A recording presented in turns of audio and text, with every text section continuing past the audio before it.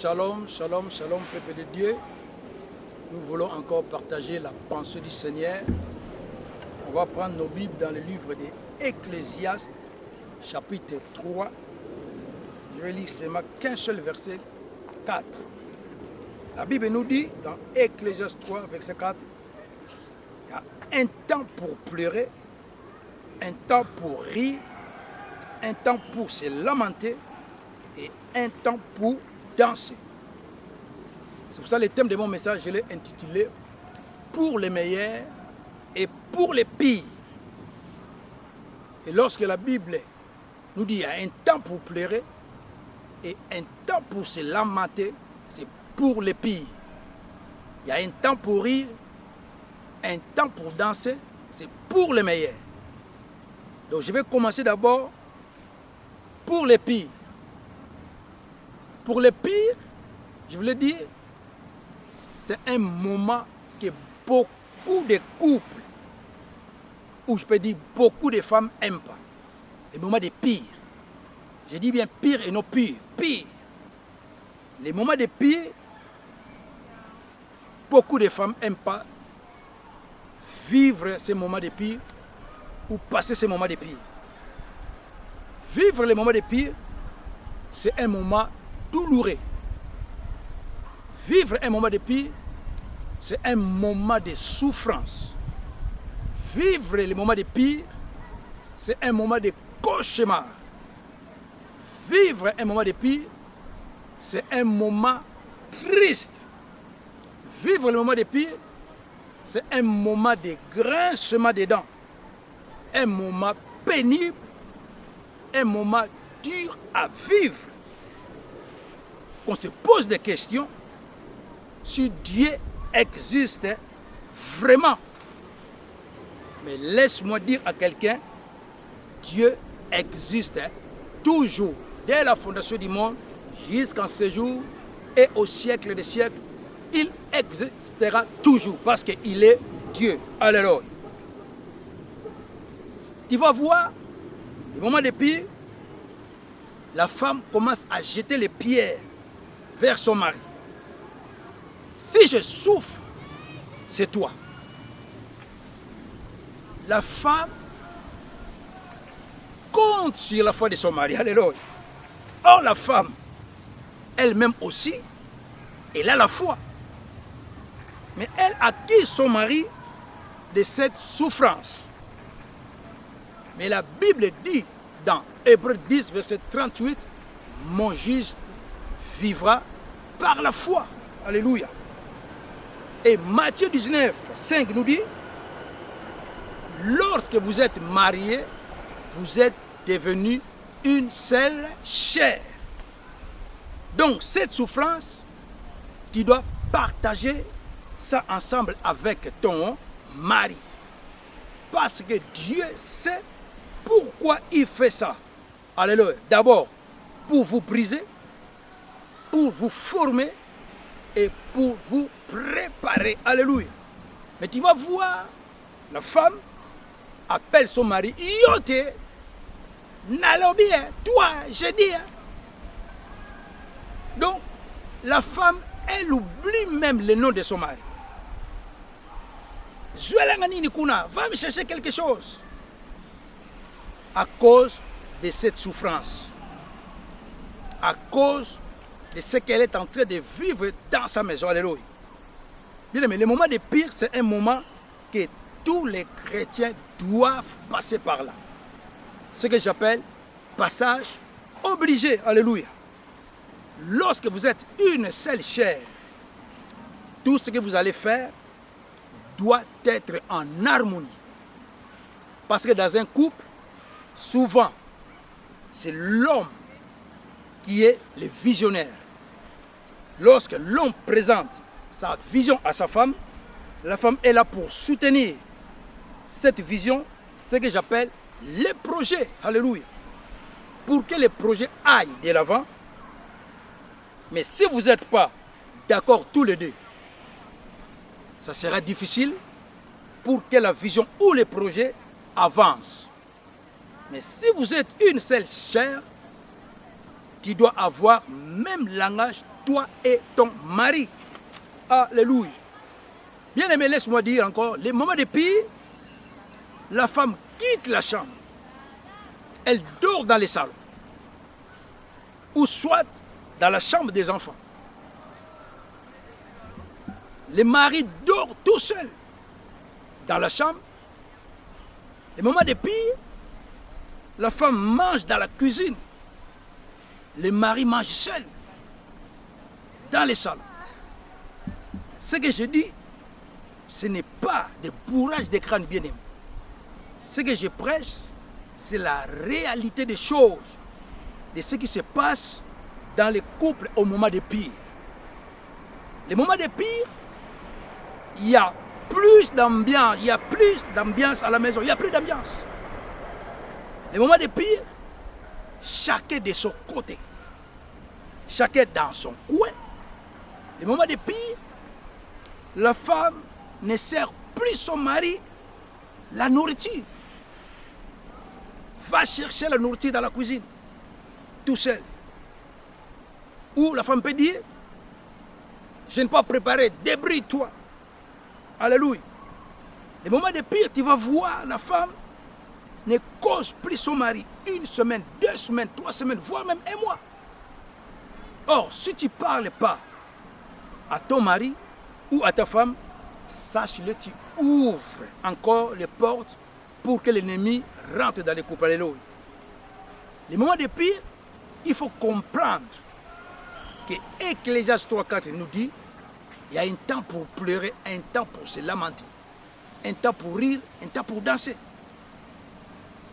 Beaucoup de couples se séparent au moment de pire. Après, tu vas voir, l'homme tombe malade. Après, il meurt. Or, en tant que chrétien, quand tu vois ces moments de pire, ces moments de pire rentrent dans les couples, d'abord, il faut chercher encore la face de Dieu. Parce que Dieu sait qu'il veut faire quelque chose dans ton couple. Alléluia.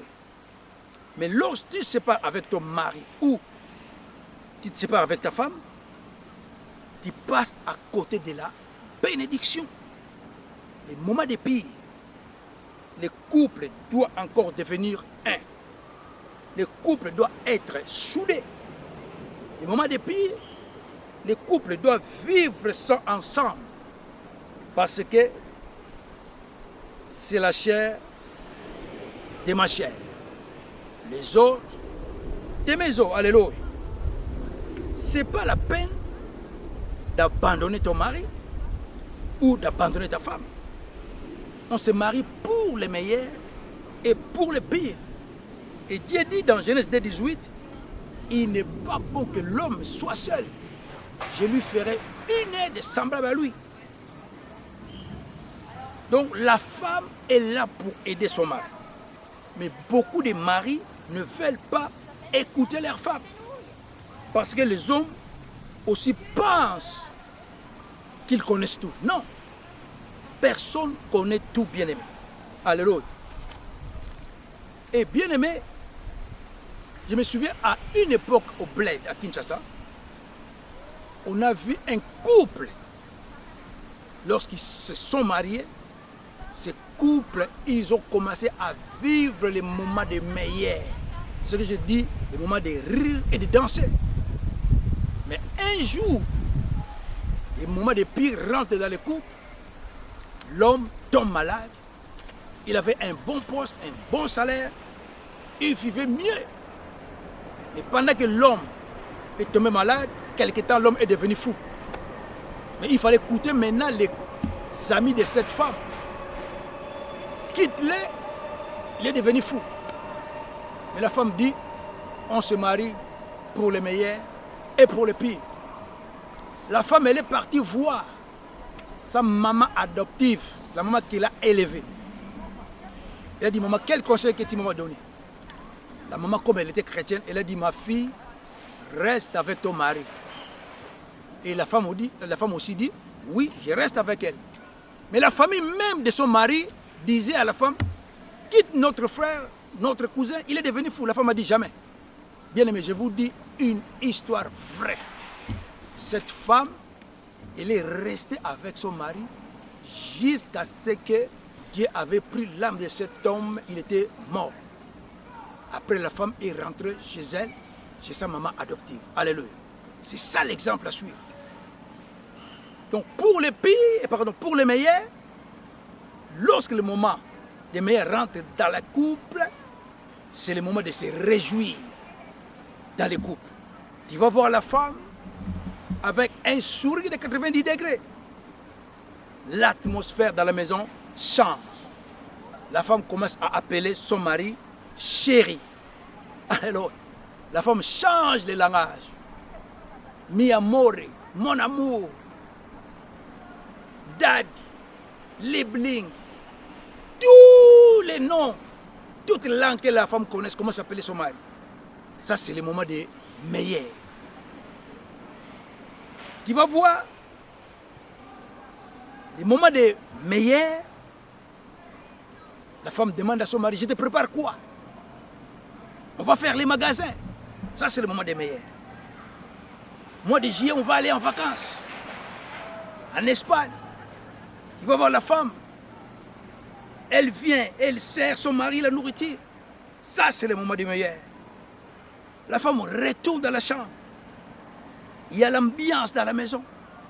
C'est le moment des meilleurs. Chérie, on a une fête ce samedi. C'est le moment des meilleurs. Dans les couples, nous devons partager tout ensemble, que ce soit les pires ou les meilleurs. Nous devons vivre cela ensemble. Alléluia, bien-aimés. On se marie jusqu'à ce que la mort nous sépare. S'il y a quelque chose, essayons d'arranger. Appelons le Saint-Esprit qui vient nous aider dans le couple. Alléluia. Les moments des meilleurs dans le couple, ce que j'appelle, c'est la bénédiction de Dieu. Alléluia. Dieu, il bénit, bien-aimé. Parce que je ne peux pas vivre la bénédiction de Dieu tout seul en tant que mari. Non. Il a fallu la femme qu'on a vécu les moments de pire puisse vivre ces moments de bénédiction avec moi. Si la femme qui a vécu le pire est partie, moi je vis ces moments de bénédiction avec les autres ou seul, j'aurai la douleur en moi dans mon cœur. Alléluia, bien-aimé. C'est pour cela que je conseille les couples, faisons un effort à arranger les choses dans la maison, soit au moment des pires, soit au moment des meilleurs. Parce que la Bible dit, c'est la bénédiction de l'Éternel qui enrichit. Et cela ne vient en aucun chagrin. Ça, c'est le moment des meilleurs.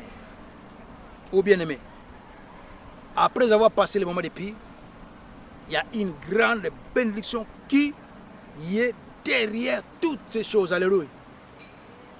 Nous devons vivre ces moments de pire ensemble, vivre ces moments de meilleurs ensemble. Même si je regarde Adam et Ève, je n'ai jamais vu, la Bible nous explique que Adam et Ève se sont séparés. Non. Ils étaient toujours ensemble jusqu'à ce que la mort a séparé Adam et Ève. Bien-aimés, faisons cet effort, les couples, de vivre tous les moments ensemble. Parce que Dieu sait ce qu'il fait. Lorsque nous passons le moment de pire, il y a une bénédiction qui nous attend derrière. Là, je vais m'arrêter là. Que mon Dieu vous bénisse. Mon numéro de téléphone est affiché là. Si tu as besoin d'un conseil, appelle-moi. En tant que serviteur de Dieu, je te donnerai du conseil. Si tu as aussi besoin de la prière, appelle-moi. Mon numéro est affiché là. On va prier ensemble, selon le Saint-Esprit, la façon qui va nous conduire. Que Dieu bénisse tous les couples qui regarderont ces messages. Si un couple qui regarde ces messages, qu'il y a quelque chose qui ne va pas, rentrez dans la prière, priez et demandez l'aide à l'Esprit de Dieu. Ou appelle-moi, on va prier ensemble et Dieu accordera sa grâce. Que Dieu vous bénisse. Au nom de Jésus-Christ. Amen.